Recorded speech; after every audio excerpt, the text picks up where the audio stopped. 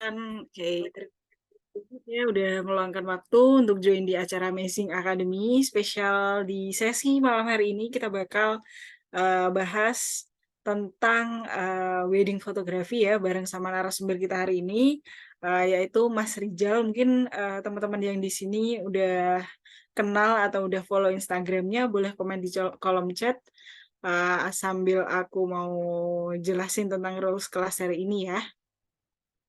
Oke. Oke, ini ada komennya udah follow nih dari Kak Putri. Oke, mantap. Yang lain mana nih? Boleh komen di kolom chat. Siapa aja yang udah tahu narasumber kita hari ini, boleh juga komen di kolom chat. Oke, teman-teman. Sebelumnya aku memperkenalkan diri. Perkenalkan aku Caca yang akan jadi host di kelas hari ini. Nanti kalau misal teman-teman ada yang mau ditanyakan seputar topik kelas hari ini, kalian juga bisa banget nanti langsung komen di kolom Q&A gitu ya. Soalnya kalau misal di apa namanya kolom chat gitu, takutnya nanti ketumpuk gitu ya. Oke, sebelumnya aku juga mohon maaf sekali kemarin kelasnya harusnya berlangsung kemarin ya teman-teman, namun dikarenakan suatu hal jadi kelasnya terpaksa di reschedule gitu ya. Untuk itu aku juga ngucapin terima kasih banyak karena teman-teman juga udah setia untuk mengikuti acara di sesi hari ini gitu ya.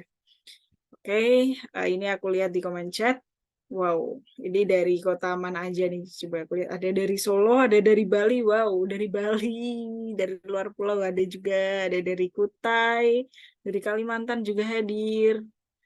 Oke, malam. Oke, Kalbar juga banyak. Dari Sukoharjo. Oke, dari Jogja juga ada ini. Oke, mantap dari kota mana aja ya yang join di kelas hari ini. Oke, karena aku lihat banyak sekali peserta yang baru pertama kali join di Messing Academy, untuk itu aku mau jelasin dulu tentang Messing Academy gitu ya. Jadi Messing Academy ini apa sih gitu ya? Mungkin dari teman-teman juga masih banyak yang kurang tahu gitu ya. Jadi Messing Academy ini adalah program dari Messing Indonesia untuk kreator. Kita memberikan ruang untuk mereka dan juga teman-teman kalau misal teman-teman di sini pengen belajar skill baru yang mungkin apa ya namanya kayak nggak bisa dijangkau secara apa biar bisa dijangkau secara online gitu ya. Nah, kita fasilitasi dalam bentuk webinar, talk show dan juga paid class gitu ya, teman-teman. Oke, terus kemudian ada juga Amazing aplikasi. Nah, bedanya Amazing Academy sama aplikasi itu apa sih gitu ya. Jadi untuk Amazing Academy ini adalah program dari Amazing Indonesia, sedangkan aplikasi ini adalah produk dari Amazing Indonesia. Nah, Amazing ini adalah aplikasi berbasis Android dan iOS dan itu gratis ya teman-teman. Kalian bisa download di App Store ataupun Google Play. Fungsinya sendiri untuk bikin landing page atau single website dengan fitur lengkap untuk menampilkan link URL sosial media atau misal kalau misal teman-teman yang di sini udah punya bisnis nih di bidang wedding fotografi gitu ya, mau menampilkan portofolionya itu bisa banget pakai aplikasi Messing gitu. Oke, tadi aku belum nyapa juga teman-teman yang baru hadir. Selamat datang di Messing Academy. Nanti teman-teman kalau misal ada yang mau ditanyakan, boleh langsung drop pertanyaannya di kolom Q&A. Untuk durasi kelas hari ini itu kurang lebih 1 jam ya teman-teman. Jadi nanti Wadi kurang lebih selesai di jam setengah 9 atau jam 9 kurang gitu ya. Oke, aku pengen tahu nih yang udah mungkin yang udah punya bisnis di bidang wedding fotografi atau baru memulai, boleh banget komen di kolom chat. Aku pengen tahu berapa banyak sih yang apa yang baru pengen belajar atau yang udah mulai apa namanya advance, boleh banget komen di kolom chat. Oke, sambil aku mau jelasin lagi. Oke, teman-teman. Tadi kan sempat di ini ya, diinfoin ke grup gitu ya. Sorry, kan sempat di ini ya, diinfokan di grup gitu ya terkait sertifikat gitu ya. Jadi untuk peserta yang pengen dapetin sertifikat di kelas hari ini itu nanti dikenakan biaya administrasi 15.000 gitu ya. Untuk linknya nanti aku share di grup. link pembayarannya bagi yang mau aja gitu. Jadi untuk sertifikat ini sifatnya nggak wajib ya teman-teman sebenarnya gitu. Oke, oh iya, nah bagi peserta yang nggak bisa join sampai akhir itu nggak apa-apa banget karena nanti juga bakal ada recordnya. Kalian bisa apa namanya cek recordnya di WhatsApp grup, sorry, di apa namanya sosial media YouTube. Nanti aku share juga di eh, WhatsApp grup gitu ya teman-teman. Oke, coba aku lihat di komennya baru belajar, baru belajar. eh Aku sudah punya vendor Kak. Oke. Banyak juga yang pro berkedok newbie nih kayaknya. Oke. Oke, komennya. Oke, nggak apa-apa. Kita belajar bareng-bareng di sini bareng Mas Rijal. Nah, nanti kalau misalnya ada yang mau ditanyakan bisa langsung ke Mas Rijal aja deh gitu ya, yang lebih tahu gitu ya tentang wedding fotografi. Oke, kalau gitu tanpa berlama-lama lagi langsung aja kita sambut narasumber kita malam hari ini. Oke, halo, selamat malam Mas Rijal. Halo Mbak Caca, selamat Halo malam. Mas Rijal. Oke, Suaraku aman. aman Mas Rijal. Oh iya, oh ya videonya ya. Tadi tuh. Aku tuh Oke. jarang jarang pakai Zoom Mbak. Oke, aman Mas. Oh Oke. iya, Halo, kelihatan ya. udah kelihatan. Apa kabar Heeh. Mas Rijal? Alhamdulillah baik Mbak Caca. Mbak Caca gimana? Sehat? Alhamdulillah baik Mas Rizal. Oh iya Mas Alhamdulillah. Rizal, aku mau ngucapin makasih banyak nih Mas. Udah meluangkan waktu buat join di Messing Academy. Spesial sharing Hmm. tentang wedding fotografi ini. Ini kayaknya em, teman-teman ya, aku lihat ada temennya Mas Rizal juga nih. Dan juga Oh kayak iya, pertama kali follow banyak juga. kayaknya.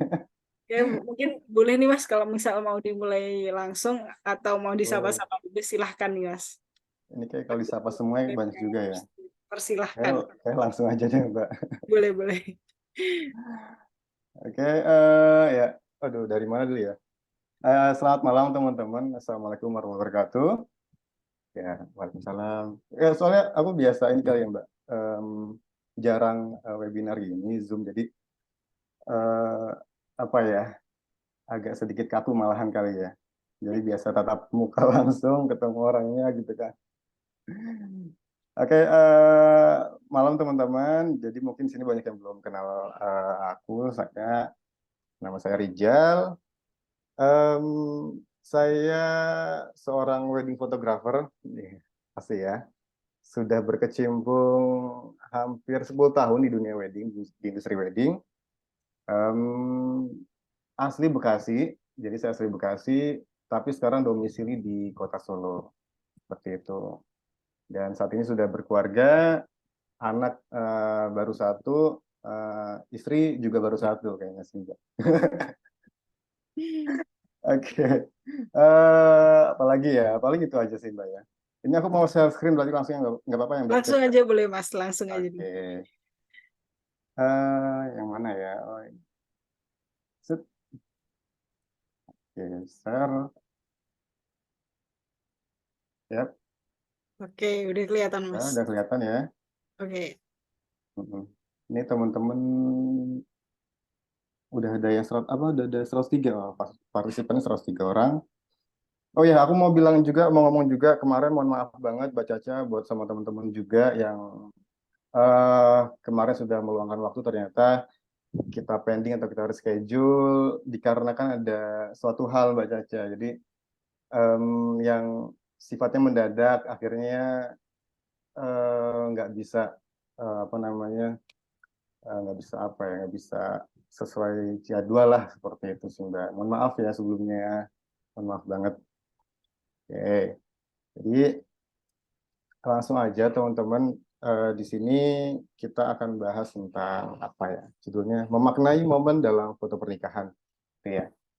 Jadi bagi teman-teman yang sudah kenal saya atau sudah tahu saya mungkin lewat Instagram, jadi emang beberapa akhir-akhir ini saya lagi membahas tentang yang namanya momen dalam apa ya dalam sebuah pernikahan seperti itu.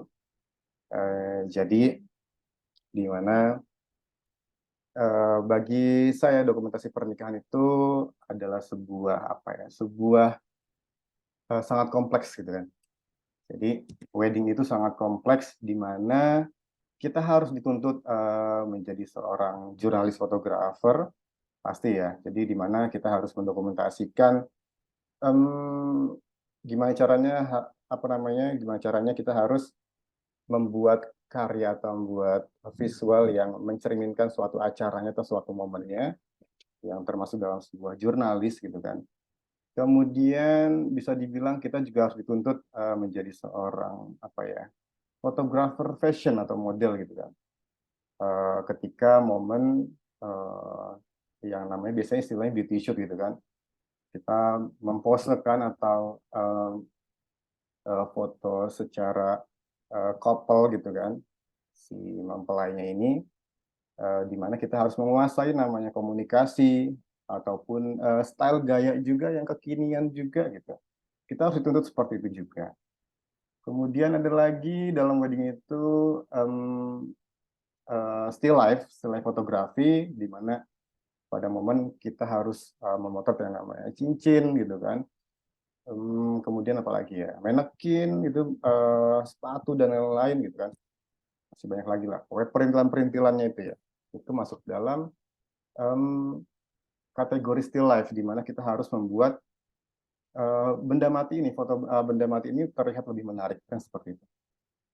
Ada lagi yang namanya flat lay, mungkin sekarang yang lagi rame juga, di mana foto dari atas gitu kan, biasanya diaplikasikan ke dalam undangan. Biasanya ada yang juga yang custom gitu kan. Jadi banyak juga klien yang bikin khusus custom undangan dan lain-lain gitu kan untuk difoto ala-ala flat lay seperti itu. Nah, artinya jadi wedding fotografi itu adalah suatu hal yang kompleks, artinya lengkap banget, semuanya ada, dan tanggung jawab itu besar banget gitu loh. Jadi kita mempunyai tanggung jawab yang besar, di mana kita harus menguasai semua genre fotografi itu gitu loh. Dan dari hal itu memunculkan sebuah yang namanya memunculkan sebuah yang namanya kewajiban kita atas atas sebuah kebutuhan dalam wedding seperti itu. Nah, tapi anehnya dari tanggung jawab besar itu kita merupakan salah satu vendor atau penyedia jasa yang paling mau dibayar murah gitu kan. Jadi kebanyakan juga ini kebanyakan ya, mostly hampir setiap aku nanya klien, hal yang pertama kali di booking gitu kan, di booking sama klien itu yang pertama kebanyakan pasti make up MUA gitu kan. Kemudian gedung, kalau gedung mungkin ya karena mungkin mereka nyari lokasi atau tempat yang kira-kira dekat dengan para undangannya gitu kan, itu mungkin udah wajib kenapa milih pertama kali ya. Tapi kalau bagi yang di rumah kan nggak perlu berarti kan ya. Jadi hampir kebanyakan rata-rata klien pasti pilih yang vendor MUA, kemudian dekorasi, WO juga, semua catering dan lain-lain. Nah, nanti tinggal sisanya nih. Sisanya kira-kira ada uang sisa 5 juta, oh buat apa ya? Udah buat dokumentasi aja deh. Jadi kayak kita hanya sebagai pelengkap gitu loh. Kebanyakan seperti itu. Padahal jadi akhirnya fotografi itu bukan jadi sebuah prioritas bagi klien kita gitu. Nah, tapi perlu diingat juga, jadi di mana kita harus bisa mengedukasikan ke klien kita bahwa sebenarnya fotografi itu adalah sebuah investasi gitu loh. Sebuah investasi jangka panjang di mana hasilnya itu baru bisa dirasakan itu ketika setelah momen itu berlangsung. Seperti itu. Oke, Mas Rizal, aku izin interupsi sebentar ya. Ini Oke, oke. aku mau infoin ke teman-teman. Bagi yang baru join, selamat datang. Nanti kalau misalnya ada pertanyaan, silahkan drop pertanyaannya di kolom Q&A. Sama ini Mas, ada yang komen juga nih. Ini bisa di-share nggak PPT-nya? Soalnya tadi ini masih Oke, tampilan ini, tampilan display aja. oke. Boleh nanti aku share nanti ada grupnya ya? Iya. Ah, Eh, ini bisa langsung di-share screen aja Mas, PPT-nya. Soalnya ini masih belum nampak nih, masih display aja. Oh, belum masuk dari tadi. Iya, belum. Masih tampilan apa, daftar tampilan aja. Oh, sorry, sorry. Oke, Aku kira udah masuk. Aku stop dulu sebentar ya. oke boleh. Oke, terus ini yang mana ya? Oke, boleh di-share Ini? screen. Oke, sip. Oh iya, sorry, sorry. Aku kira tadi udah kelihatan. Oh, belum ya? Oke, belum sih Mas tadi Oke. masih. Saya apa dilanjut aja kali ya? Oke, boleh. Sama aja sebenarnya ya. Oke. Oke, jadi kita balik lagi ke tadi. Artinya di mana sekarang jadi kebanyakan sekarang saat ini fotografi bukan sebuah menjadi prioritas utama dalam klien memilih sebuah jasa dalam weddingnya seperti itu. Tapi sebenarnya bagi saya pribadi itu sebuah hal yang wajar ya, di mana wajar-wajar banget ketika di mana aku yakin setiap klien atau setiap orang mesti pengen banget yang namanya terlihat wah di hari H gitu kan. Artinya fotografi itu memang tidak bisa dijadikan sebuah jasa yang bisa dinikmati di hari H gitu loh sepertinya. Jadi kayak misalnya dekorasi gitu kan, si tamu yang datang bisa ngelihat nih, wah keren banget dekorasinya gitu kan, wah banget gitu kan, mewah gitu kan. Kemudian dari segi apa make up juga gitu kan, terlihat apa ya kalau bahasa Jawanya tuh manglingi gitu kan, jadi bikin pangling gitu kan. Jadi di mana misalnya teman-teman atau keluarga yang awal khususnya cewek-cewek lah ya, dia paham banget tentang detail atau apa ya, atau terlihat bedanya make up yang bagus atau enggak tuh kelihatan banget kata gitu. Jadi terus habis itu apa lagi ya? Catering juga bisa dinikmati juga di hari H gitu kan. Makannya enak atau enggak gitu kan. Artinya si klien atau setiap manusia ini pasti pengen memuaskan para tamu-tamunya di hari H itu juga, di hari itu juga. Jadi kita sebagai jasa fotografi yang kira-kira sebenarnya belum bisa dinikmati banget di hari H gitu kan. Atau mungkin nanti setelah 5 tahun mendatang atau berapa tahun mendatang mungkin teman-teman ada yang inisiatif gitu kan bawa LCD di belakang punggung gitu kan. Jadi habis motret kelihatan tuh hasilnya di belakang gitu. Itu dia mungkin bisa jadi ini ya, bisa jadi opsi ya. Jadi bisa kelihatan tuh, bisa si tamu bisa nikmatin tuh hasilnya. Oh iya, bagus bagus bagus, keren keren. Jadi gitu. Artinya kita harus mengedukasikan di mana fotografi itu adalah sebuah investasi jangka panjang yang bisa dinikmatin setelah momentum berlangsung entah 5 tahun atau 10 tahun gitu kan. Jadi itu yang harus sebenarnya kita apa ya, kita edukasiin ke calon klien kita seperti itu. Nah, jadi mau cerita sedikit juga ya teman-teman. Jadi beberapa bulan kemarin, tuh saya mudik ke Bekasi, tempat kelahiran saya, rumah saya, orang tua saya. Em, Kemudian jadi terakhir saya nggak pulang itu hampir 4 tahun. 4 tahun lalu saya belum pulang semenjak COVID lagi gitu ya. Jadi ingat banget ketika saya pulang itu ketika momen 4 tahun yang lalu itu ketika momen ibu saya masuk ICU dan akhirnya meninggal dunia. Gitu. Jadi pas bulan kemarin saya akhirnya pulang. eh ini agak sedikit sedih tapi jangan nangis ya. Malah saya yang nangis ya. Jadi kemarin saya pulang. Singkat cerita, saya masuk rumah. Kemudian hal yang pertama saya lihat itu adalah figura foto keluarga saya, di mana ada figura foto nikahan kakak saya, kemudian saya nikahan saya gitu kan, terus momen keluarga saya lainnya, di mana ada beliau, ada almarhumah ibu saya. Tanpa saya sadari saya meneteskan air mata, teringat gitu kan, teringat momen-momen bersama beliau, eh, kehangatan di rumah itu. Jadi itu yang pertama saya rasakan. Dan akhirnya saya pun menyadari gitu bahwa sebenarnya betapa dahsyatnya itu bila dibandingkan dengan senyuman. Oke, kalau jadi nggak jadi sedih ya. Jadi betapa dahsyatnya kekuatan fotografi itu gitu loh. Jadi sebuah benda mati, figurat foto gitu kan, tapi punya rasa yang sangat besar gitu. Nah, jadi di situ juga akhirnya saya menyadari kalau hakikat atau tujuan fotografi diciptakan sebenarnya adalah sebagai penanda masa,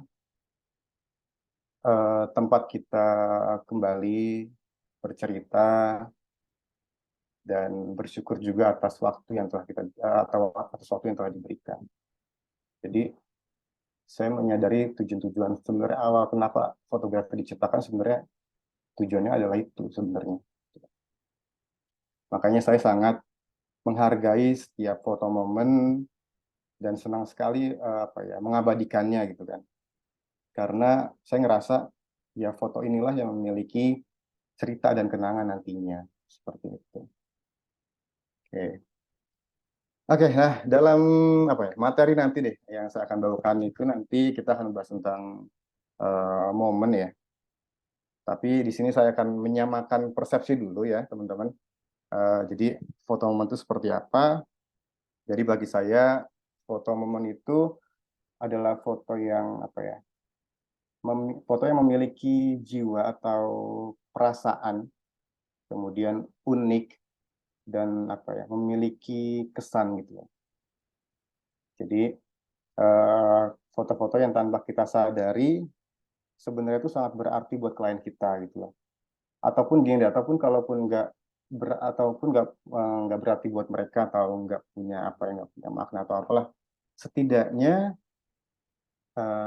setidaknya itu menjadikan kita manusia. Artinya kita bukan robot yang harus setiap moto wedding itu template aja gitu kan. Jadi udah pasti udah hafal banget nih. Habisnya ini. Jadi kita udah kayak udah moto tuh kayak nggak punya rasa, nggak punya feel gitu. Jadi udah kayak robot aja gitu. Tapi ya mari kita memanusiakan manusia. Mereka adalah manusia yang harus kita manusiakan. Jadi pakai hati, semua itu pakai hati gitu loh. Ketika kita melakukan semua pakai hati, apa yang kita berikan dari hati pasti bakal sampai di hatinya mereka. Saya yakin seperti itu. Tuh, oke. Jadi sebelum aku bahas tentang foto momen ini, mungkin aku bakal ngelihat, aku kasih lihat cuplikan video dulu ya. Ini ya, Mbak Caca ya. Coba aku close dulu. Oke. Mbak Caca mungkin boleh dilihat juga bisa kebuka gak ya videonya? Oke, bisa. Langsung Kelihatan? di-share screen aja, Mas. Gimana? Di-share screen aja, Mas, langsung. Ah iya. Mm. Ini belum Sama kelihatan tuh diklik ya. share sound-nya juga ya, Mas, biar Oke. kedengeran. Kita keluar ya. Oke, stop dulu. Ini kelihatan Oke, kelihatan. suaranya? Aman ya? Oke, aman. Oke, kita lihat dulu ya.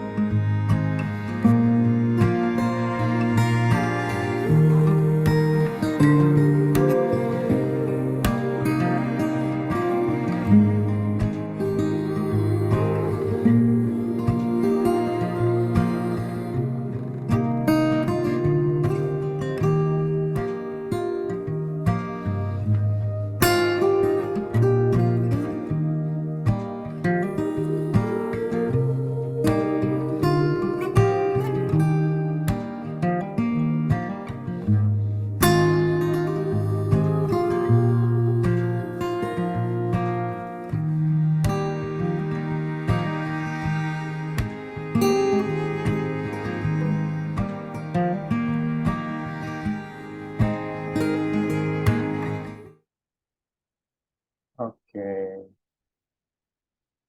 ya, oke itu. Oke, aku balik lagi ke PowerPoint ya. Udah kelihatan Oke, belum, Mbak? udah. PowerPoint-nya? Udah Eh, ya. di stop share dulu, Mas. Oke, stop share. Ya, set, set, set. Oke, udah kelihatan? Oke, udah. Ya. Oke, jadi itu teman-teman. Em, oke, jadi sekarang aku pengen bagiin tips kepada teman-teman untuk eh, apa ya, mendapatkan momen dalam wedding ya. Tuh, jadi sorry, pertama-tama mungkin mungkin saya akan membagikan atau mengklasifikasikan apa ya, momen ya. Jadi saya membaginya menjadi dua dua hal atau dua.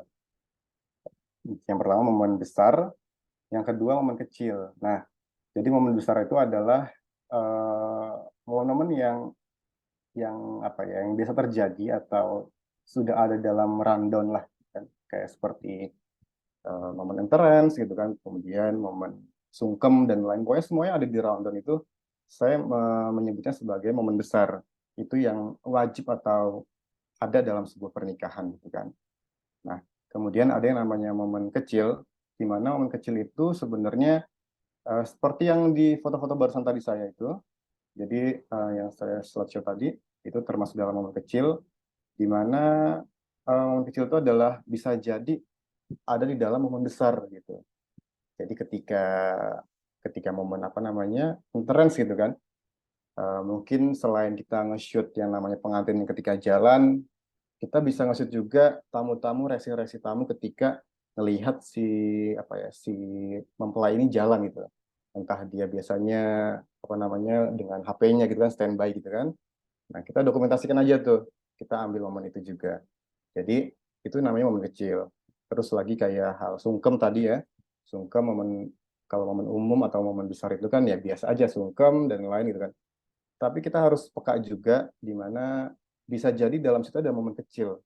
Artinya kayak misal-misal ada yang lagi ngintip, mungkin lagi kayak ini ya, foto apa kayak di wedding-wedding rumahan gitu kan. Kalau kita menyebutnya wedding terop gitu kan, atau tarup atau apalah. Setiap daerah beda-beda ya bahasanya. Di rumahan biasanya tuh ada yang kadang ada yang ngintip gitu kan, ada yang ngintip dari samping gitu. Nah, jadi itu saya bilangnya adalah foto momen-momen kecil seperti itu. Jadi itu yang bakal nanti kita bahas, di mana momen kecil ini ya tadi seperti saya bilang tadi, mungkin em, nggak penting-penting banget bagi klien sebenarnya, cuman eh, kadang hal ini yang bisa menjadikan apa ya, momen atau suatu pernikahan itu lebih lebih punya cerita seperti itu. Jadi bisa jadi berkesan juga buat kliennya. Gitu. Oke, yang pertama tipsnya yaitu peka terhadap situasi. Jadi di mana kita harus standby dengan kamera kita, mau mau gimana pun kondisinya, mau gimana pun keadaannya, kita harus standby dengan kamera kita.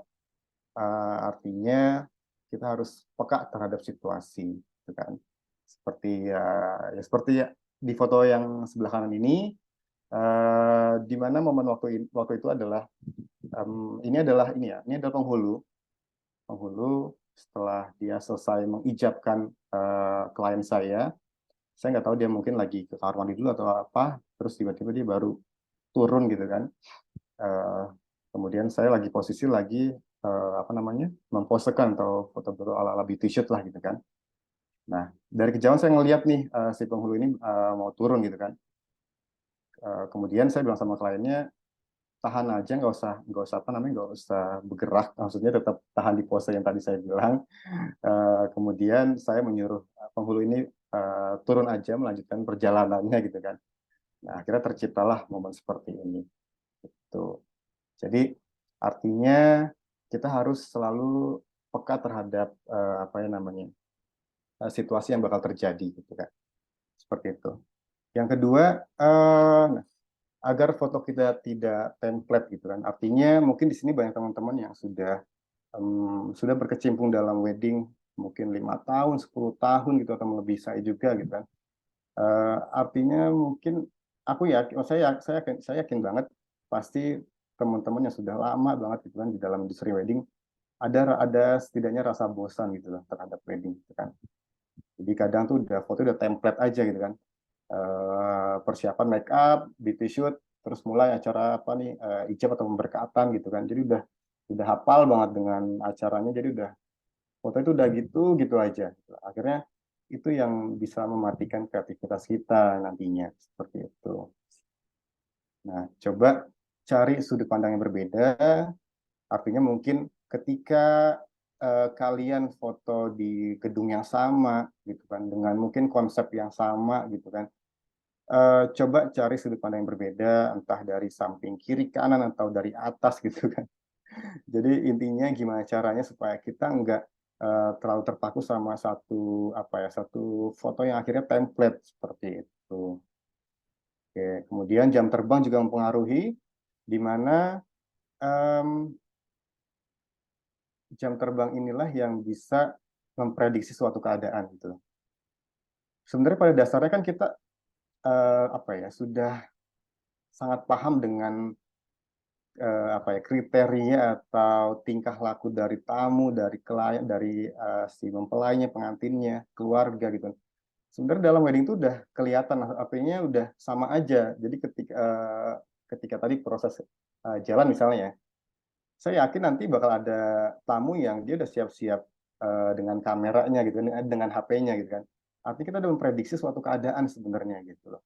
Jadi dengan semakin banyak jam terbang kita akan sebenarnya akan semakin memudahkan kita dalam mengambil sebuah momen atau sebuah um, foto yang bisa dibilang momen kecil tadi ya seperti itu.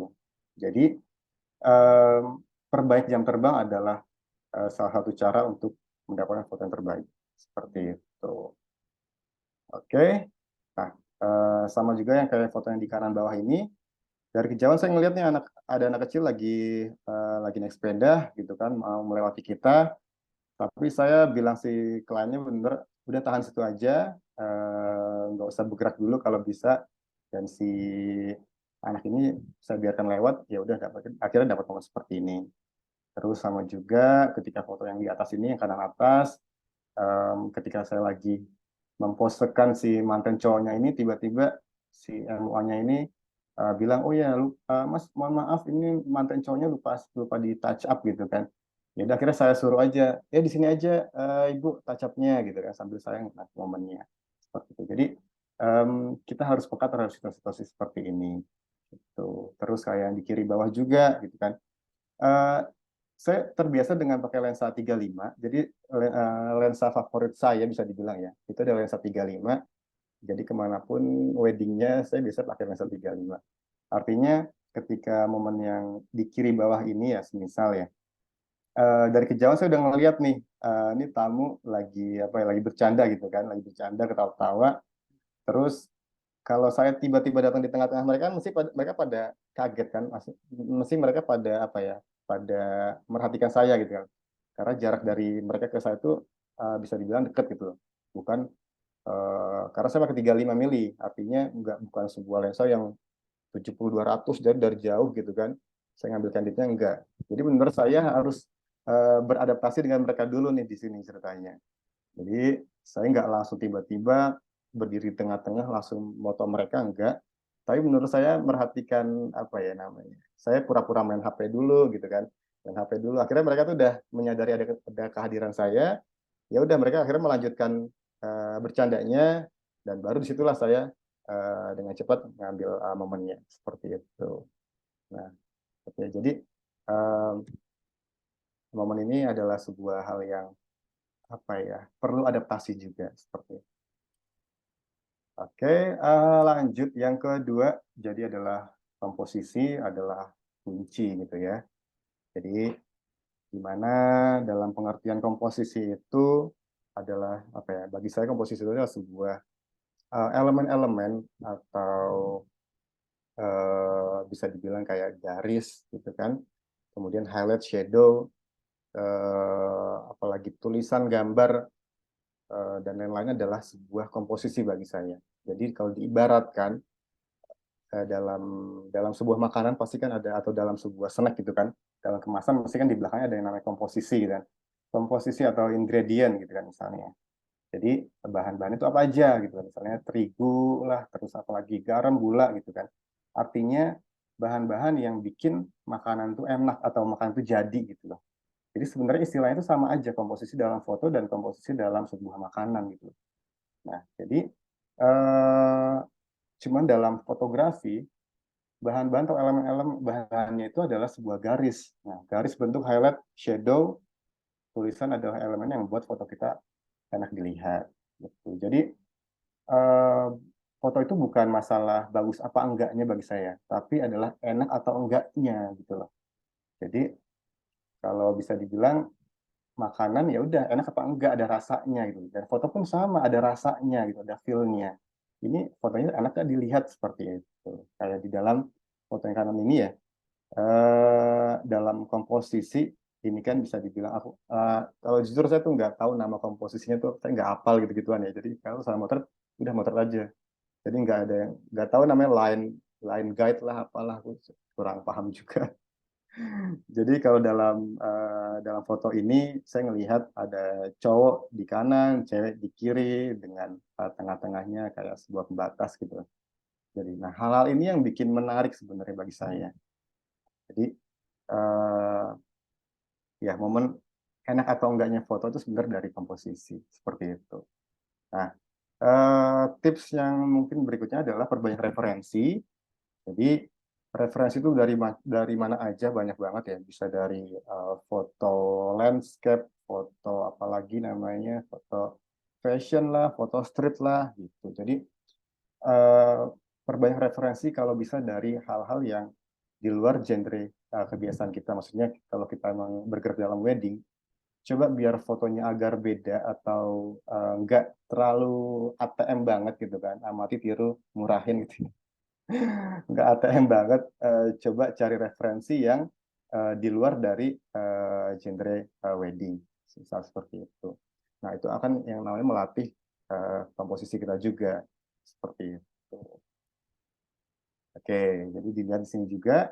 Nah, kayak yang atas ini ya, yang ada mas-mas ngintip ini di atas jam ini sama juga nih ketika momen entrance sebenarnya. Jadi di bawah ini ada klien saya atau si mantan ini jalan gitu kan, jalan habis dari luar menuju ke pelaminan. Tapi mata saya tiba-tiba terarah ke atas gitu loh, melihat ada mas-mas lagi ngintip gitu kan. Ini saya pakai lensa 35 jadi kurang dapetin momennya di bawahnya. Jadi yang saya perhatikan malah mas-mas ini gitu kan. Nah, jadi saya melihat sebuah komposisi ada garis gitu kan seperti ini. Kemudian ini juga klien saya lewat eskalator gitu kan. Saya melihat ada garis highlightnya, ada shadow-nya kuat. Nah, jadi ini yang bisa akhirnya saya melihat suatu hal yang menarik seperti itu. Sama yang kanan juga ada lekukan. Lekukan ini yang apa namanya membuat suatu hal yang menarik bagi saya seperti itu. Oke. Ini juga di mana tulisan, jadi dalam foto bisa saya selalu memperhatikan yang tulisan, gambar, atau di sekitar ya, atau di outdoor-outdoor gitu ya. Kadang jadi suatu hal yang menarik juga bagi saya. Seperti itu. Ya, perhatikan juga kayak cermin, kaca, itu bisa jadi sebuah refleksi atau uh, yang bisa bikin foto kita lebih bervariasi. Gitu. Oke, lanjut yang ke berapa ya? Ketiga kali ya. Tiga, ciptakan sendiri momennya. Oke, seperti itu. Jadi dalam foto street itu ada dua teknik gitu kan, yang biasa saya gunakan atau teman-teman street lainnya biasa gunakan. Yang pertama itu adalah di mana kita mengambil sebuah momen atau peristiwa yang saat itu terjadi atau secara mendadak gitu kan. Entah misalnya ada orang jatuh gitu kan, atau orang lagi kesetrum, serem banget, lagi apalah pokoknya gitu, kita tiba-tiba langsung secara otomatis harus ngambil momennya nih, jebret gitu kan. Itu artinya foto yang sifatnya dadakan gitu kan. Jadi nggak pakai izin gitu. Jadi kita udah nggak gagas atau nggak pedulikan yang namanya komposisi dulu nih. Pokoknya udah dapetin momennya, udah keren lah gitu. Tapi ada juga di teknik selanjutnya ada yang namanya juga kita buat momennya. Seperti jadi ketika kita melihat sebuah komposisi yang bagus, artinya di sana mungkin ada apa namanya ada uh, framing yang bagus, misalnya ada kotak atau buletan gitu kan.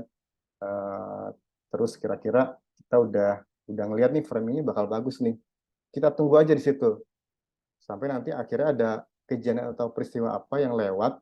Nah, baru kita siap-siap apa ya mengabadikannya seperti itu. Jadi kita yang menunggu momennya gitu loh. Jadi ada dua teknik seperti itu. Nah, dalam wedding sangat bisa diaplikasikan juga kayak seperti foto yang ini ya, di mana saya memang sengaja apa ya menggeser TV ini ya dari yang harusnya lurus ke apa ya, ke kiri sana gitu kan.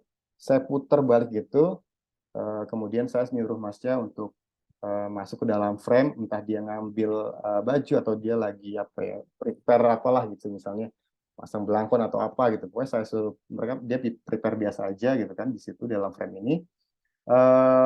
Saya cari channel kartun gitu kan, saya channel kartun. Habis itu udah ada yang menarik, udah baru saya fotoin secara beras gitu di ter. Pokoknya momen apa yang masuk kartunnya lagi berlangsung udah saya fotoin aja. Jadi foto ini mungkin banyak banget fotonya, mungkin ada 20-an lebih kayaknya saya ingat saya. Jadi banyak banget apa namanya gambar yang saya ambil dan akhirnya tercipta apa namanya kesannya si kartunya ini kayak ya, pengen menggapai si jasnya lah atau bajunya masnya seperti itu. Jadi ada hubungan akhirnya seperti itu. Oke, nah jadi kuncinya juga sabar adalah sebuah kunci juga. Jadi kita harus sabar menunggu momennya untuk mendapatkan hasil yang maksimal. Oke, nah, sama juga kayak yang di kiri ini yang ada Tom and Jerry ini juga. Ini juga sama, saya nge-shoot banyak juga di sini. Mbaknya biar make up biasa aja, artinya saya nggak apa ya nggak mendirect atau seperti apa ya udah biasa aja. Nah, akhirnya dapat kayak ekspresi si Jerry-nya ini kayak ngelihat si mbaknya gitu loh. Nah, seperti jadi perhatikan kayak gambar, kayak tulisan tadi juga ya. Hal-hal itu yang bisa jadi sebuah apa ya foto-foto yang mungkin lucu juga bisa dibilang seperti itu. Oke, ini juga sama ada akuarium. Kemudian saya memposisikan masnya di sini untuk artinya saya menciptakan momennya gitu loh. Jadi ini bukan momen yang sifatnya dadakan, tapi saya menciptakan momennya. Jadi masnya benar saya suruh standby sini, terus ini kan lagi rokokan nih masnya.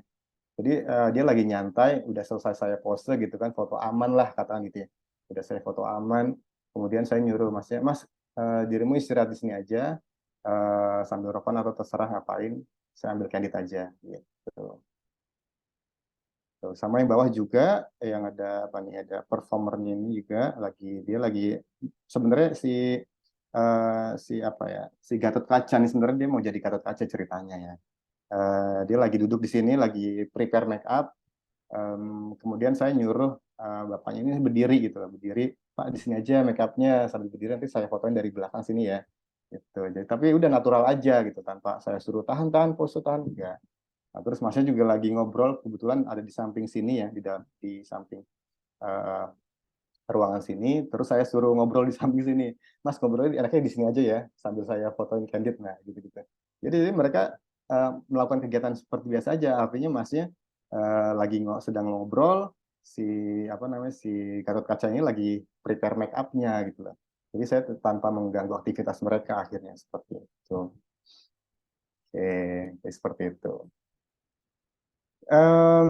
Oke, yang keempat adalah objek yang menarik. Nah, jadi dalam wedding saya sangat memperhatikan yang namanya orang-orang atau apa ya elemen atau hal apa yang ada dalam sebuah wedding gitu kan. Jadi yang pertama adalah pengantinnya pasti ya. Nah, ini bukan sangat memperhatikan tapi emang kita wajib untuk selalu mendokumentasikan setiap kegiatan mereka ya. Nah, artinya gini, kita harus berusaha kenal dengan pengantinnya. Gitu loh. Kenal itu dalam artian nggak cuman kita tahu namanya aja. Saya yakin banget di sini teman-teman juga banyak banget yang kalian baru kenal kliennya itu pas hari H gitu kan. Atau juga mungkin di sini tuh banyak teman-temannya freelance juga gitu kan. Di mana kita baru menemui klien atau kenalan itu di hari H. Artinya kita harus membangun sebuah apa ya, sebuah koneksi atau sebuah hubungan yang baik dengan klien dengan cara berkenalan, nggak cuma kenalan namanya aja, halo mas, nama saya Rijal, mas siapa, mas Dedi gitu, nggak cuma itu aja, tapi dikembangkan lagi, artinya kita harus tahu karakter mereka itu seperti apa sih gitu loh. Nah makanya jadi seorang fotografer wedding itu sebenarnya nggak gampang gitu, artinya kita harus bisa membaca apa ya, sifat orang gitu kan. Kita harus tahu psikologisnya orang itu seperti apa, mereka kalau udah malas di foto tuh kayak gimana sih mukanya, gayanya udah gimana, kita harus paham hal-hal kayak gitu. Nah, jadi sebenarnya makanya jadi kita sebagai fotografer harusnya jangan mau dibayar murah sebenarnya gitu. Jadi kita harus jadi kayak psikologi juga gitu.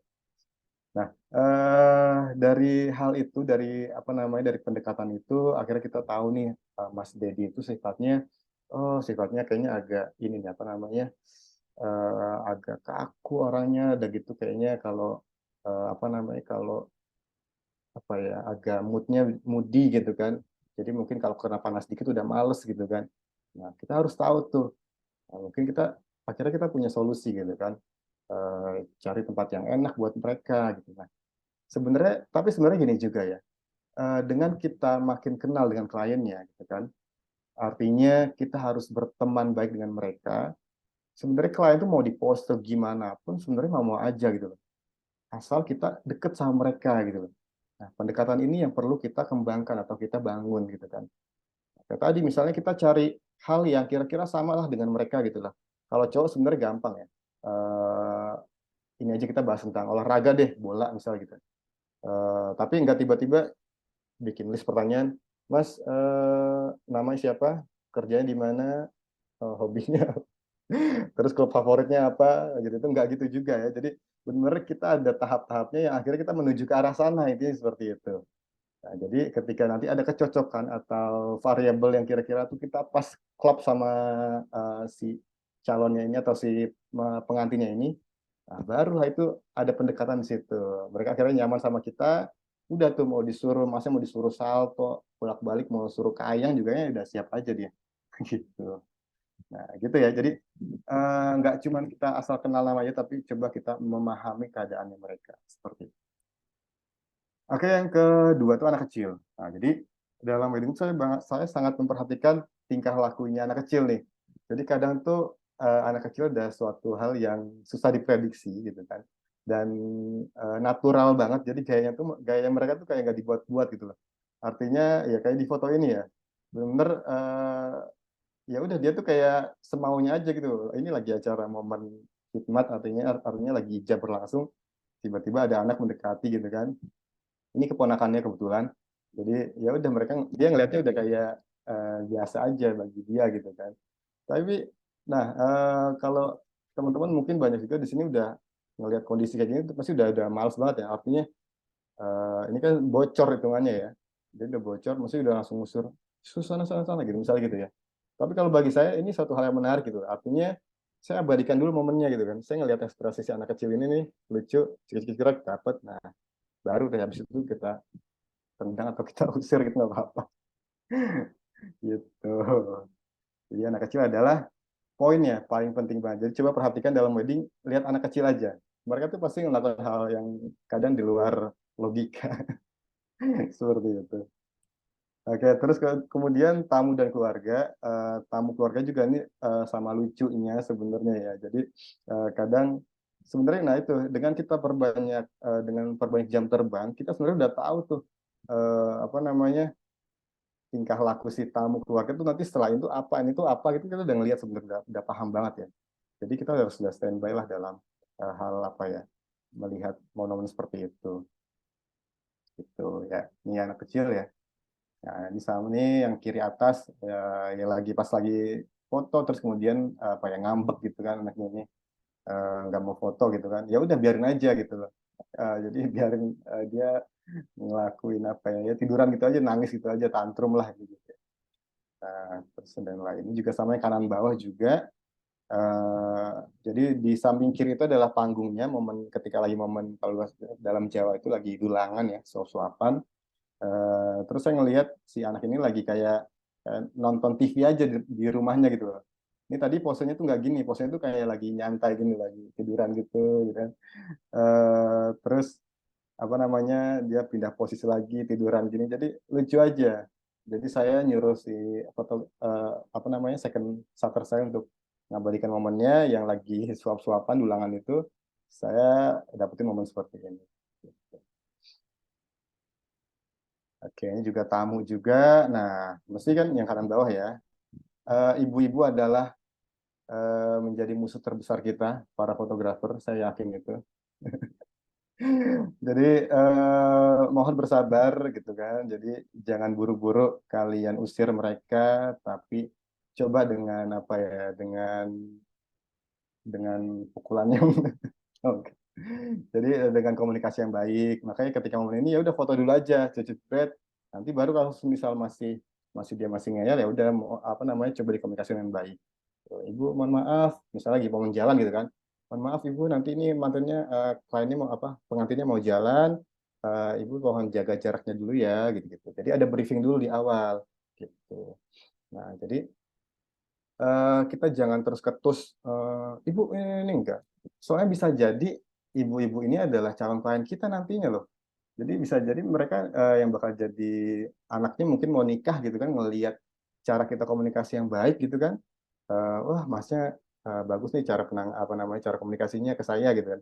Akhirnya apa namanya si kliennya mungkin minta nomornya kita gitu kan. Nah bisa jadi kan rezeki buat kita seperti itu. Nah ini juga tamu dan lain-lain semuanya ya. Coba perhatikan. Oke, lanjut. Udah jam berapa ya? Masih aman ya buat Caca ya? Jam 9. Oke, street fotografi.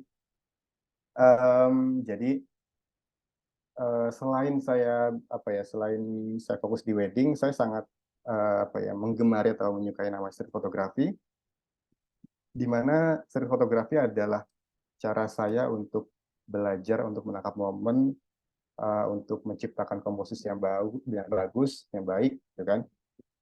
Artinya saya sangat apa ya, saya sangat mempelajari nama street fotografi ini seperti itu.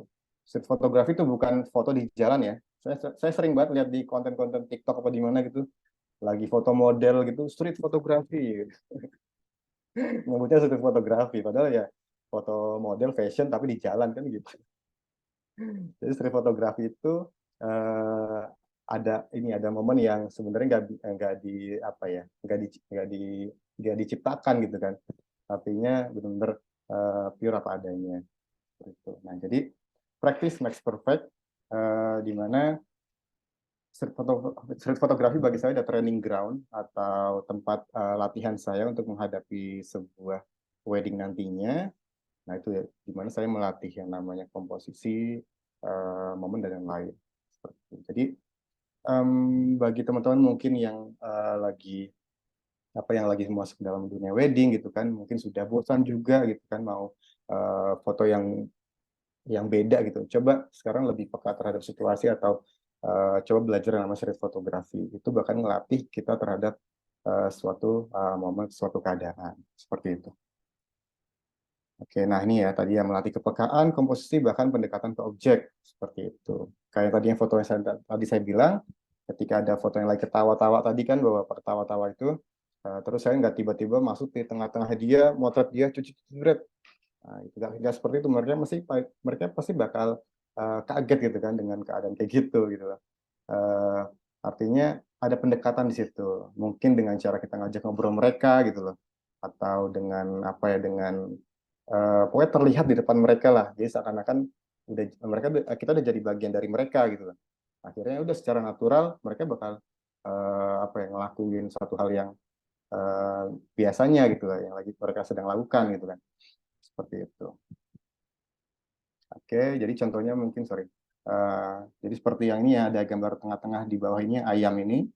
Nah, saya dengan lensa 35 saya, nggak tiba-tiba saya jongkok depan mereka, terus langsung motret mereka, cuci surat, nggak gitu.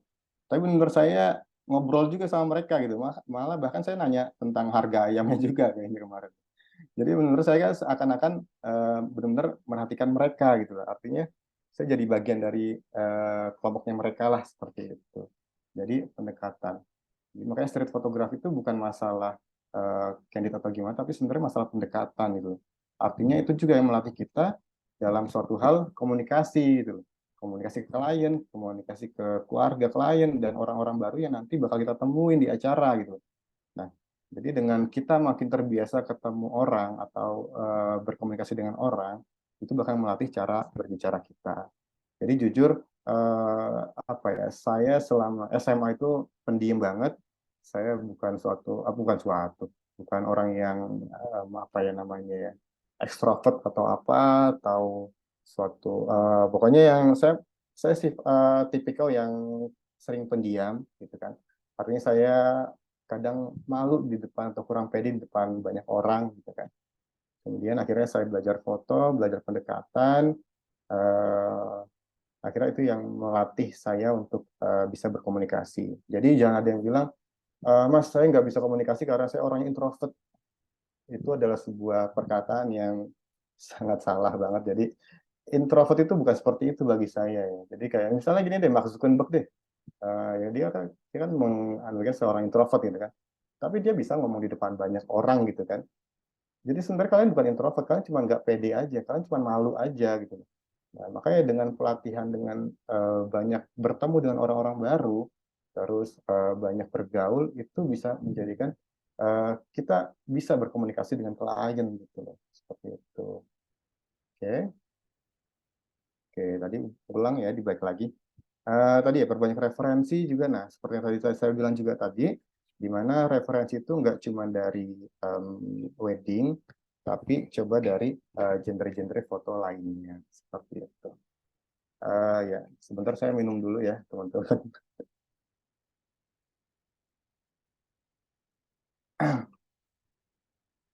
Oke.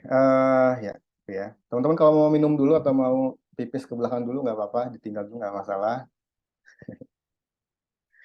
Oke, ya lanjut. Oke, nah makanya tadi yang saya bilang tadi perbanyak referensi, artinya sekarang tuh keadaannya kan gini ya. Saya ngelihat hampir semua foto tuh hampir sama semua terlihat gitu kan, dengan tone yang sama, dengan mungkin style gaya yang sama kalau pose atau apalah gitu kan. Artinya sekarang tuh sangat seragam gitu ya. Jadi karena mungkin saya melihat referensi mereka itu adalah kebanyakan dari eh, wedding photographer lainnya seperti itu. Makanya coba biar foto kita mungkin terlihat lebih beda atau punya apa ya, punya ciri khas gitu atau karakter gitu kan. Coba kita cari referensi yang mungkin berbeda dari genre kita. Kayak kalau saya pribadi dari street photography gitu kan, atau mungkin teman-teman ada yang dari fashion gitu kan, fashion model.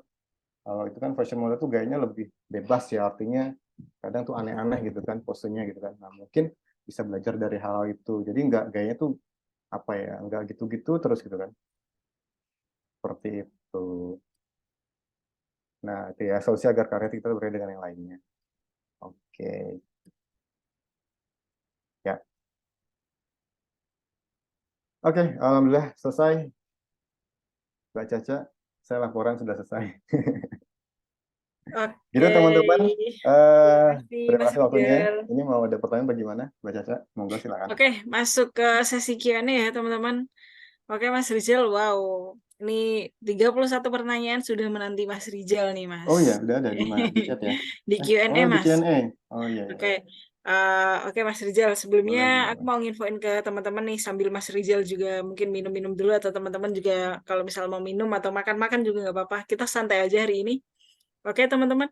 Jadi karena keterbatasan waktu ya teman-teman, kita mohon maaf sekali gitu ya. Nanti mungkin kita ambil beberapa pertanyaan aja. Nah untuk itu aku juga mau menginformasikan sesuatu ke teman-teman terkait kelas ini gitu ya. Nah, sebentar.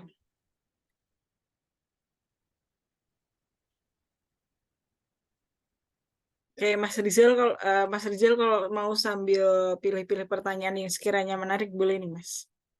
Sambil aku mau Oke, siap. infoin Aku something ke baca-baca dulu ya. teman-teman. Boleh, Ya. silakan.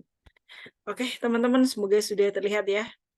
Oke, teman-teman, dikarenakan apa namanya keterbatasan waktu gitu ya, aku mau menginformasikan nanti di tanggal 26 Oktober akan ada kelas lagi bareng Mas Rizal tentang wedding photography lagi. Nah, untuk materinya ini lebih ke gimana sih cara membangun koneksi dan interaksi sama klien gitu ya. Nah, itu nanti untuk detailnya nanti akan dijelaskan Mas Rizal setelah ini. Nah, untuk pendaftarannya lagi untuk apa namanya biaya pendaftarannya itu sebesar 100.000 ya teman-teman. Nah, itu nanti bedanya sama yang kelas di sini. Untuk yang kelas kelanjutannya nanti kalian bisa ini bisa mentoring bareng Mas Rizal, terus kemudian untuk interaksinya bisa langsung open mic. Jadi teman-teman kalau misal mau apa namanya tanya-tanya bisa langsung open mic gitu ya. Terus aku info juga tadi Mas Rizal bilang ada juga preset bagi teman-teman kalau join di next kelasnya Mas Rizal gitu. Nah, untuk detailnya gimana mungkin Mas Rizal bisa jelasin nih Mas nanti kira-kira apa aja sih yang bakal dibahas di apa namanya kelas lanjutannya nih Mas. Boleh diinfokan lagi mungkin. Oh ya, oke. Ya, jadi nanti untuk di master kelas itu mungkin saya akan lebih apa ya membahas tentang membangun koneksi klien gitu kan. Artinya gimana cara kita berkomunikasi mulai dari ketika klien booking gitu kan, kemudian proses di hari H sampai nanti hasil akhir dikasih kita diberikan. Jadi itu yang perlu apa namanya kita kembangkan dari hal-hal komunikasi atau koneksi itu yang bakal saya bahas nanti. Terus membuat apa ya, membangun mindset yang positif. Kadang kan kita ya tadi ya mungkin udah bosen motret wedding 5 tahun, 10 tahun, udah gitu gitu aja. Mungkin saya akan membahas secara apa ya, bukan, membahas secara membangun sebuah mindset yang positif. Terus tentang karakter foto juga, mungkin di sini saya akan juga bahas tentang style atau karakter yang sepatutnya seperti apa sih sebenarnya style kita gitu gitu deh. Sama nanti aku kasih free preset gitu. Oke, itu ya teman-teman benefit kalau misal kalian join di kelasnya Mas Rizal. Oke, lanjut ke sesi Q&A dan ini masih makin bertambah lagi nih Mas Rizal. Kira-kira Mas Rizal udah dapat pertanyaan belum nih? Kalau misal udah langsung dijawab aja boleh. Banyak banget Sambil ya Mbak saja ya. mau nyari pertanyaan juga nih. Paling cepat aja kali ya. Oke, boleh, boleh. Oke, Silakan Mas Rizal. dari Fahri nih, boleh nggak saat foto wedding kita nunjukin gaya dari HP ke klien? Nah, ya simpelnya sebenarnya nggak masalah, boleh banget, sah-sah banget gitu kan. Tapi agar kita terlihat lebih profesional, lebih keren lah gitu kan.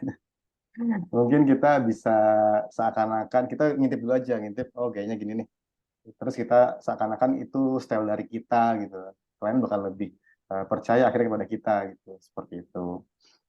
Terus menentukan harga, kira-kira, aduh, harga itu agak susah ya. Mungkin nanti aja kali ya. Soalnya harga itu dari nggak bisa ya. Kita menentukan harga itu tergantung dari diri kita. Artinya eh, apa ya? Sejauh mana hasil kita gitu. Hasil kita dinilai orang-orang seperti itu. Biasanya cara paling gampang itu sebenarnya gini sih, Mbak. Kita cari vendor atau wedding lainnya yang hasilnya itu kira-kira nggak jauh beda sama kita dari segi mungkin stylenya atau mungkin fotonya atau gimana. Nah, coba dikepoin tuh, pura-pura jadi klien gitu kan. Halo Kak, minta prices gitu kan. Itu bisa jadi cara juga. Oke, terus apa lagi? Em, oke, Bang, gaya style black and white dari Jepret kah? Oh iya. Kalau black and white biasanya malah saya dari kamera, Mas. Jadi kadang saya motret kalau bener udah kadang bosan banget. Gitu kan. Saya hampir semua foto saya bikin black and white karena nanti raw akhirnya gitu kan. Jadi dibikin karena file saya raw jadi mungkin bisa dibalikin ke warna asli kali ya. Jadi kadang kalau udah pusing, ini fotonya mau dibikin apa ya? Coba ketika saya setting black and white, akhirnya kayak kelihatan tuh, kayak ada garis, shadow, kayak mata kita kayak terbuka gitu loh. Gitu kan sebenarnya karena kita kan ya kan karena mata kita kan berwarna gitu kan. Maksudnya bukan berwarna ya. Maksudnya memiliki banyak warna gitu kan. Tapi ketika kita setting kamera kita di black and white, yang mata kita sendiri nggak terbiasa dengan melihat hal-hal seperti itu, jadi suatu hal yang kayak beda aja gitu. Jadi makanya biasanya kalau black and white saya dari kamera. Seperti itu. Apa ya?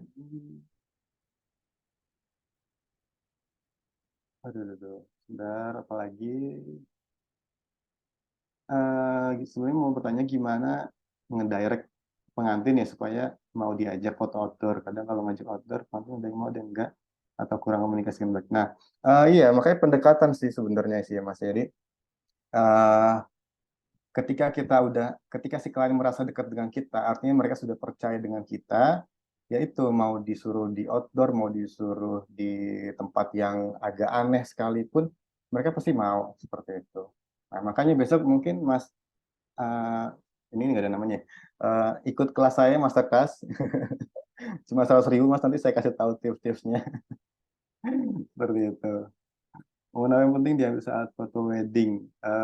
Momen aman, momen aman dulu aja Mas sebenarnya. Jadi yang penting foto aman udah dapet nih, baru kita coba apa namanya memperhatikan hal-hal yang di luar dari apa ya, dari hal yang umum aja seperti itu.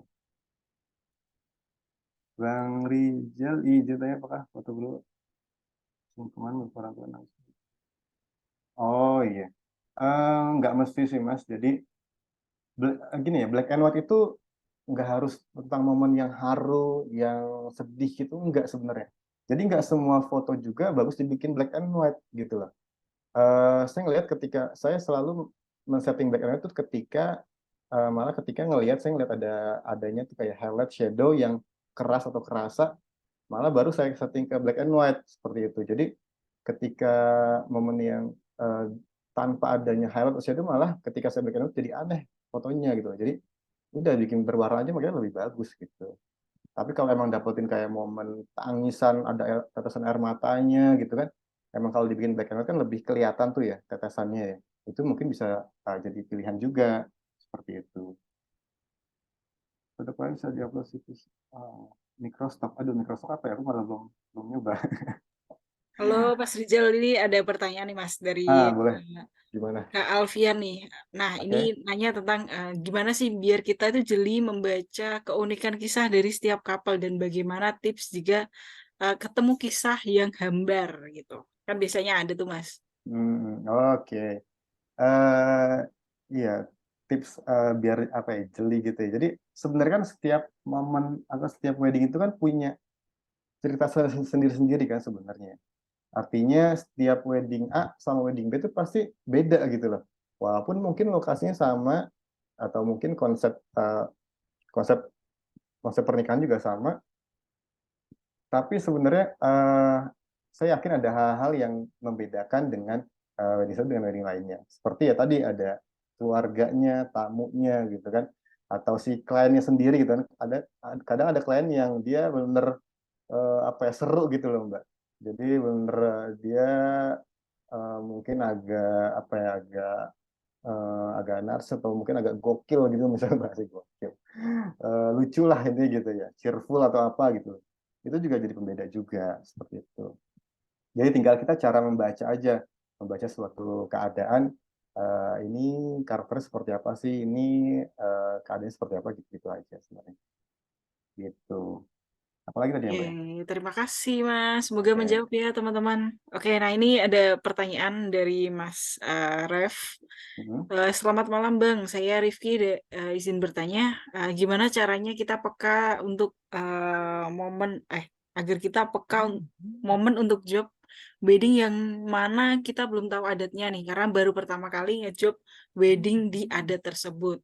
Tanda kurung ini kayak belum ada meeting gitu Mas sebelum acaranya Oke. gitu.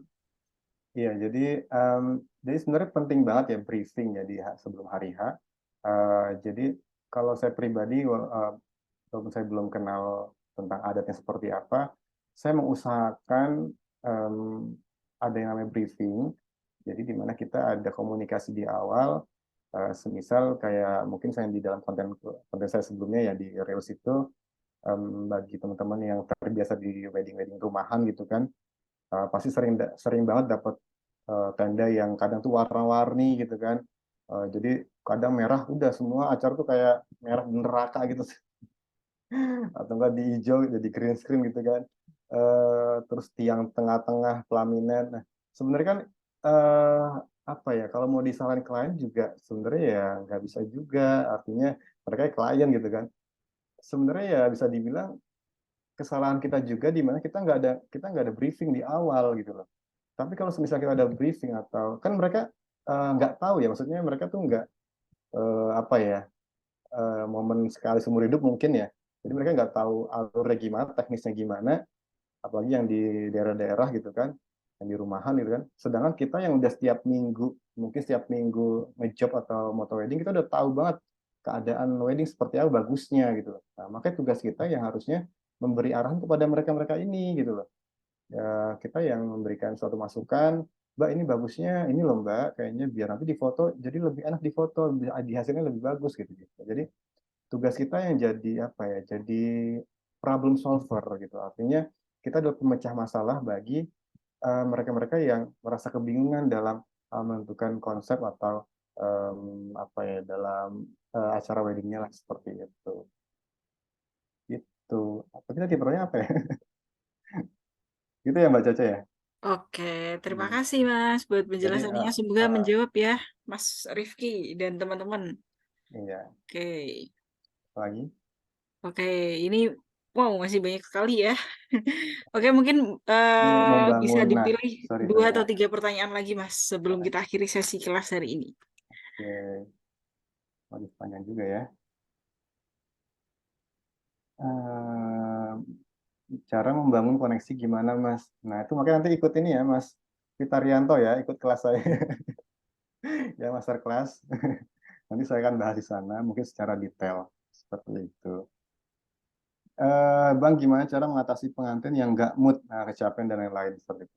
Nah, gimana ya? Jadi kalau saya pengalaman saya selalu memberikan ruang kepada pengantin saya.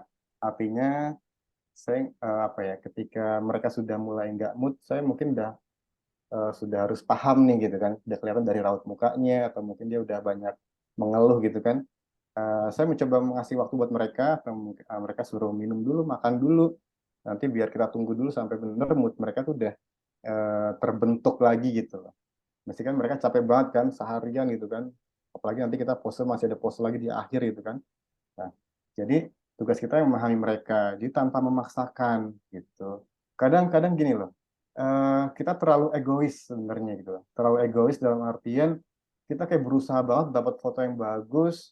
Ya mungkin mungkin tanggung jawab kita ke ini ya ke klien juga atau ke vendor kita yang di freelance gitu kan bisa gitu. Tapi kita jangan terlalu egois seperti itu sebenarnya. Artinya sebenarnya mungkin bagi klien kita udah cukup dengan foto-foto yang apa adanya begitu misalnya gitu ya. Tapi kadang kita masih pengen eksplor lagi, di mana klien tuh udah capek banget, tapi kita bener maksa ke mereka untuk, ayo mas ini demi demi konten kita yang terlihat bagus di depan teman-teman fotografer kita lainnya gitu kan. Kadang ego-ego kita yang masih ada tuh di situ sebenarnya. Jadi makanya coba agak sedikit dikurangi, cobalah kita jadi mereka gitu kan. Artinya kalau udah lelah ya udah selesai aja gitu. Tapi ditanyakan lagi, Mbak ini bener yakin udah selesai? Kalau nanti ya kita yakin lagi, maksudnya nanti foto foto kalian dikit loh di album loh. Tapi kalau yang udah capek ya udah nggak apa-apa gitu, gitu. Jadi komunikasikan dengan baik seperti itu. Oke, Gitu? terima kasih buat penjelasannya Mas Rizal. Oke, satu pertanyaan lagi nih Mas sebagai Hmm, penutup. Silakan mau dipilih lagi. banyak banget ya. Eh,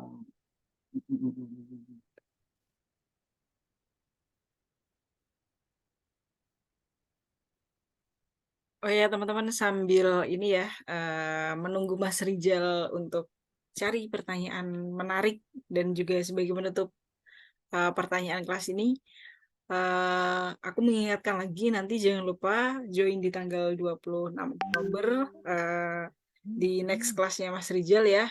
Nah, tadi kan ada yang ini ya komen di apa namanya WhatsApp grup PPT-nya nanti dibagiin atau enggak. Jadi untuk PPT kelas hari ini mohon maaf sekali ya teman-teman nggak dibagikan. Tapi nanti kalau misalnya teman-teman join di masterclass, kalian bakal dapat soft file-nya sama free preset ya Mas dari Mas Rizal gitu.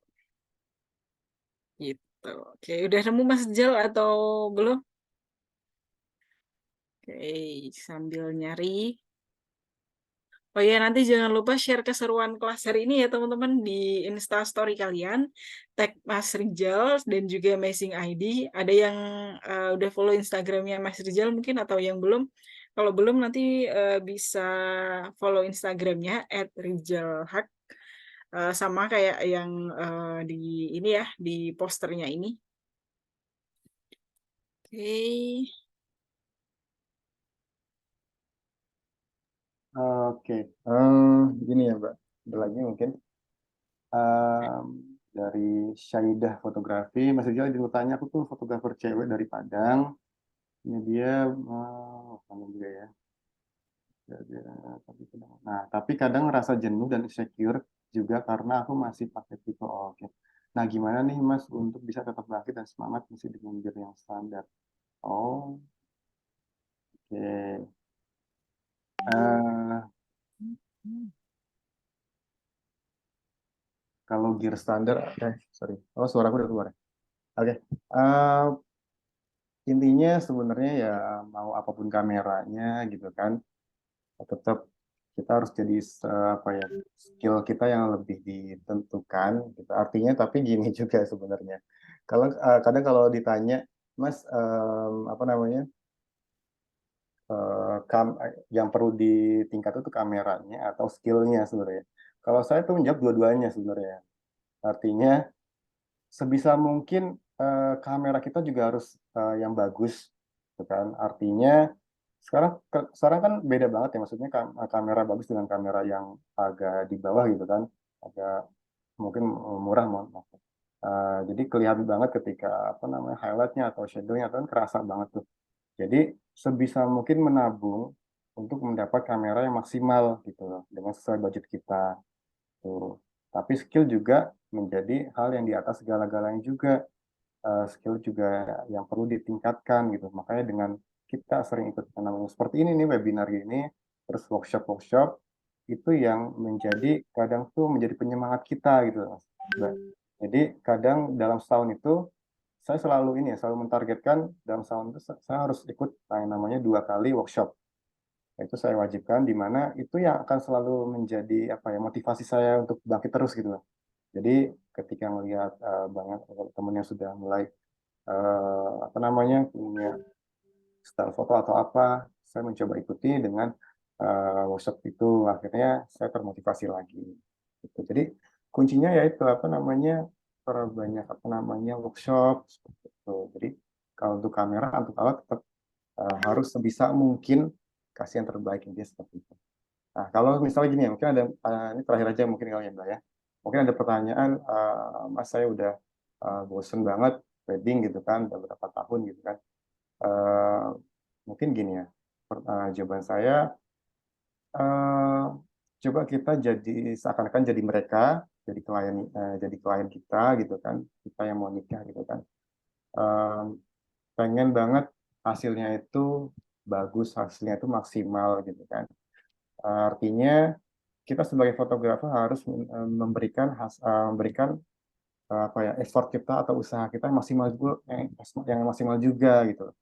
Nah, kadang rasa bosan itu yang selalu menjadi apa ya, menjadi kita tuh eh, stuck gitu loh. Akhirnya kita cuman jadi fotografer yang biasa-biasa aja, yang udah apa adanya, yang udah dengan keadaan seperti itulah misalnya gitu ya.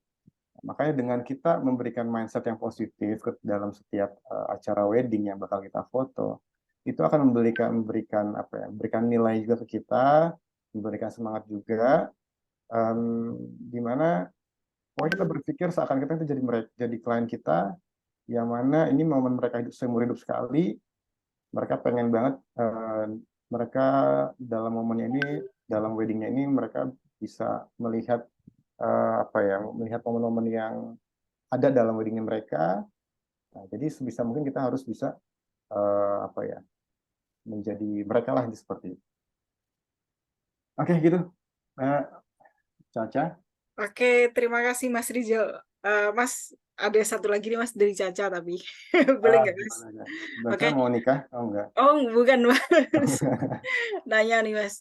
Oke, Oke. menurut Mas Rizal nih Mas, apa dari segi fotografer gitu ya, apalagi wedding photographer itu yang lebih penting gitu ya dari antara apa tetap kekeh sama style atau apa namanya mengikuti pasar nih Mas. Oke. Dua-duanya. Dua-duanya. Artinya gini ya, kayak sebenarnya gini, jujur aja dalam kalau teman-teman ngelihat profil atau Instagram vendor saya pribadi yang Panic Artwork itu namanya itu.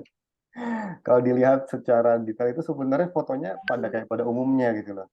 Jadi saya pribadi masih mencari apa namanya, mencari keuntungan atau mencari biaya untuk hidup dari foto. Artinya saya tetap mengikuti pasar, apa yang pasar butuhkan.